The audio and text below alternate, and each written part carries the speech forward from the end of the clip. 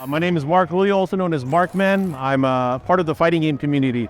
I first got started in fighting games way back when Street Fighter 2 first came out, but I didn't really get serious in competitive fighting games until Tekken 3 came out, and that really was my first love that really got me to want to study and learn more about fighting games and really involve myself with the community, go online, seek out opponents, and really try to find out, at least in my area, in my local city, who was the best player. So I've been doing this back since the late 90s, and it's really grew not only into a hobby, not only has it grown into a hobby, it's really grown into a career. So now I work with fighting games for a living. So it's been a wild ride, but Tekken is really the game that helped change things for me. But I would say both Tekken and Street Fighter, but it really involved me within the fighting game industry or also within just the gaming industry as a whole. And it's something that I really hold near and dear to my heart. It's so hard to balance, working in the fighting game industry or in the game industry, but also still maintaining yourself as a fan. But you know what? With so much exciting stuff happening, Tekken 8 on the horizon, great competitions, it's really easy to still be a fan. So again, I started back in the Tekken 3 days, just being a fan, just being a competitor. But then from there on out, it just spiraled out of control. Oh, so for me, it was entirely the competition. I honestly didn't, I'm going to be very honest. I love Street Fighter. Street Fighter is one of my favorite games to watch, my favorite games to experience. I love the lore, I love the story, I love the characters. Tekken wasn't always that way for me. I grew to love Tekken. So you're a Street Fighter guy initially? I was a Street Fighter guy. Again, I started with Street Fighter 2. So Tekken was the game on the side at the arcades, at the game center. And I slowly but surely... Arcade? Oh, no, I didn't. So I'm a little bit further away from Super Arcade. So I didn't start going to Super Arcade until I started driving. So for me, it was always about Street Fighter and 2D fighting games.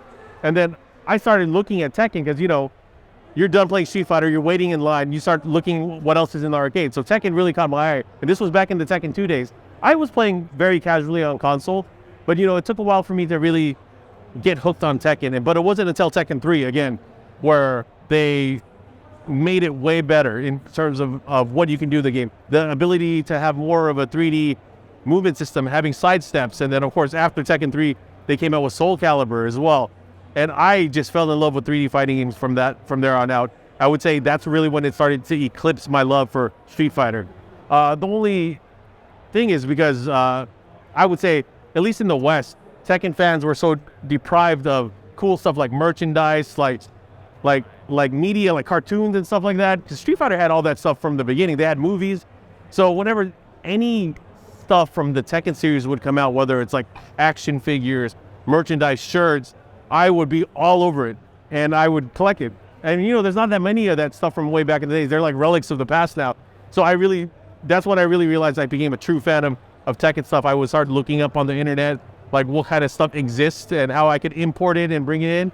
But man, I just became a big fan of Tekken since I think what really got me into it is like when you have the experience of the whole version of Tekken, you play, you were rewarded with the F&B cutscene, the sequence for the ending. That short 15 to 20 second clip was so satisfying and gratifying to experience. I do hope it comes back in some regard. There has been a lot of talk for Tekken 8 at least about having a robust single player experience. And of course, I'm very curious like everyone else to see how the story is going to continue, how the main storyline, and then of course, the interactions with all the different characters. And this is always the most exciting time for me is like when a new Tekken game comes out, how do things fall into place? What are the relationships? What are the stances for all the different characters and how they fit into the world? I'll tell you this, my favorite fighting game announcement of all time was at the King of Iron Fist tournament when they announced Fated Retribution and they announced Akuma was within the storyline. That blew my mind. I remember that. That blew my mind. And again, because I work so closely with the development team, it was very tough for me to balance being a fan and also already knowing that information in advance.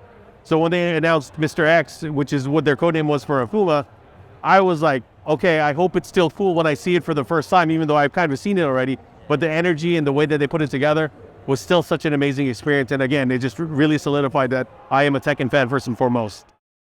It's hard for me to kind of wear the different caps. But yes, I mean, as a fan, I did expect a lot more. I've always expected more because, there's a level of quality, there's a level of interaction that you want as a fan. You always want more. And as soon as those 6 mini episodes were done of the Tekken anime, you're like, hey, when's the next season? When can I get more? And I think it's like that as well with Tekken. You know, they've been releasing characters through seasons. They've been releasing characters through different announcements throughout Tekken 7. The close to 8 years now of content for Tekken 7.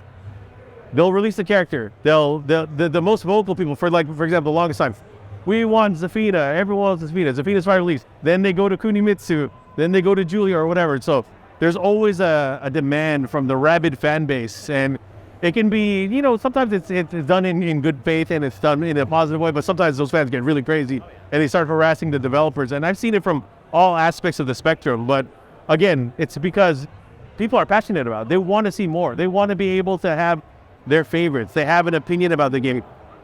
Tekken has touched our lives in so many ways that it transcends just playing the game. It becomes sort of a mini lifestyle thing where it touches your heart, but you can also relate to other people on the internet about it. And I think that's the great thing, that a fighting game, even though traditionally it's like here at a competition, you're playing against one person, you just care about who wins. For a lot of other people, they know they're not going to win. They know they're not going to be on the stage receiving the trophy, but they can still fall in love with the story of the characters, fall in love with the story of the competition, or fall in love with just how beautiful it is to see people come together from around the world to play in a tournament. Like, how ridiculous does it sound to tell your friend, hey, I'm going to go on a 12-hour flight overseas to play a video game that I love with friends that I met from around the world. That's pretty cool, and that's something that didn't exist back in the 90s, back in the 80s. It's something that really started only existing with the dawn of the internet and how people would start getting together. I mean, I never thought in my youngest days that we'd be able to play fighting games online. That wasn't even a concept to think about. So to see how much this industry has grown since the 90s, it's maddening. It's crazy, and I love it. I love to see, and I can't wait to see how it's going to be even 10 years from now. I would say a lot of the factors of Tekken 7's success was the fact that we have people like Michael Murray, people like Nakatsu, people like Harada-san really wanting to push their game not only as an arcade product, but also as an ecosystem product where they would be able to do seasons, where they would be able to continually update the game. And also things like the Tekken World Tour. Without the Tekken World Tour, I don't think we would see the success. And I give a lot of credit to people that helped kind of form that. There's this guy who was the old brand manager at Bandai Namco. His name's Mark Religioso. There's a gentleman named Rick Thayer, who you guys might know from Combo Breaker. And of course, Michael Murray. Those guys were kind of like the key architects into creating the Tekken World Tour when it first started. We went from having the King of Iron Fist tournament to kind of deciding what are we going to do when it's out on console. We can't just point at one or two events and hope that that's it.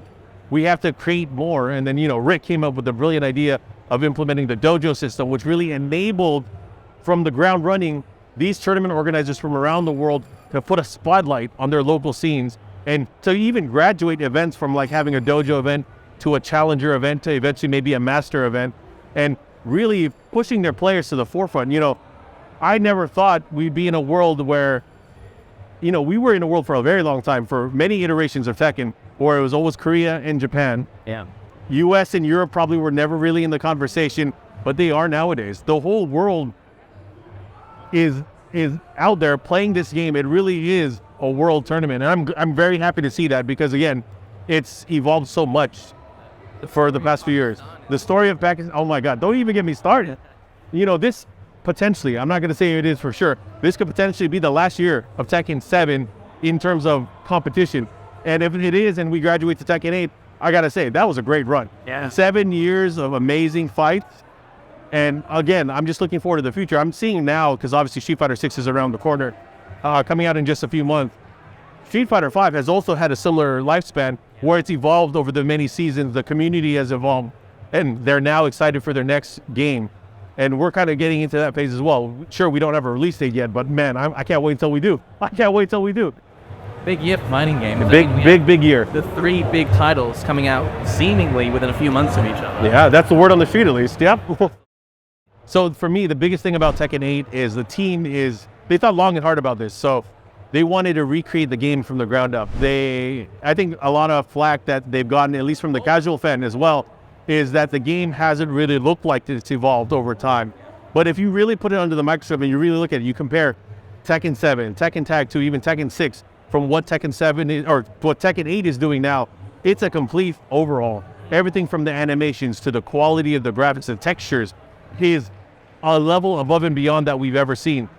The sound quality, the engineering of the audio, the music, the UI, the game system, the layers of the game system that they have now. There's a lot to take in. Like, you know, if you were to tell somebody going from Tag 2 or even Tekken 6 into Tekken 7 how to transfer their core gameplay elements into that game, it'd be pretty easy to kind of teach them, like, this is how you flow and learn the game.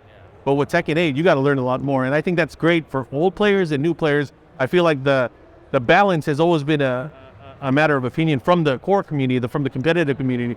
They talk about the balance, but they have to remember balance is more than just the gameplay. It's also how fun something is, how accessible it is, and how it's able to kind of transcend being a fan to being a competitor. And I love seeing that the team, especially the development team, really cares about bringing in new players, but they also care about catering to the core players that have helped kind of really give these games the longevity that they've had. So I have a lot of faith in them. Tekken is as big as it's ever been, as I'm sure you guys know, the amount of sales it's had, but also the amount of people that watch it and the amount of people that consume it nowadays. I think it's in a good place. It probably puts a lot of pressure on everybody, including the community members, the content creators, to be able to really rally behind this title to see it blow up. And again, I think a lot of people will heed the call, and we're going to have a good, hopefully, few years, whatever the future is going to be. I'm glad, because, you know, we've never had a kind of structure like we have right now, but more so than that, I feel like the soul is burning. And I hate to say it in a way like that, because that's so associated with Soul Calibur, but the soul of like the game itself is really resonating with everyone, and people are so pumped and excited for it. And again, can't wait for the future. Exciting times, man. Thank you so much. No problem. That was amazing. Shout out to DashFight. Yeah, it is. Yep.